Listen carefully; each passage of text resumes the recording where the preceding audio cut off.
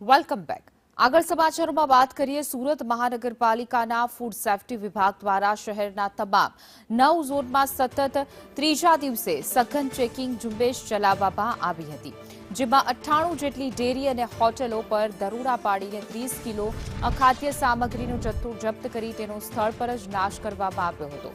મનપાની team દ્વારા છેલ્લા 3 દિવસ દરમિયાન કુલ 412 ખાદ્ય સંસ્થાઓ સામે આકરી કાર્યવાહી કરવામાં આવી છે, જે અંતર્ગત આરોગ્ય માટે હાનિકારક એવા 333 કિલો એનાલોગ ચીઝ, પનીર અને બટરનો જથ્થો જપ્ત કરી નાશ કરાતા ભેળસેળિયા વેપારીઓમાં ભારે ફફડાટ વ્યાપી ગયો છે.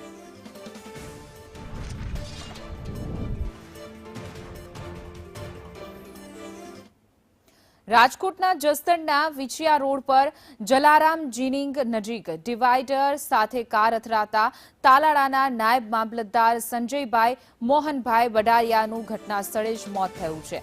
નાયબ મામલતદાર સાળંગપુર કષ્ટભંજન હનુમાનજીના દર્શન કરી પોતે એકલા પરત થઈ રહ્યા હતા ત્યારે આ ગમખ્વાર અકસ્માત સર્જાયો હતો. રાત્રિના 12 વાગ્યાની આસપાસના સમયે આ અકસ્માત થયો હતો, જે બાદ પોલીસને અકસ્માતની જાણ થતાં જસદણ એસપી ઘટના સ્થળે પહોંચ્યા હતા અને મૃતદેહને જસદણ સિવિલ હોસ્પિટલ ખાતે પોસ્ટમોર્ટમ માટે ખસેડ્યો હતો.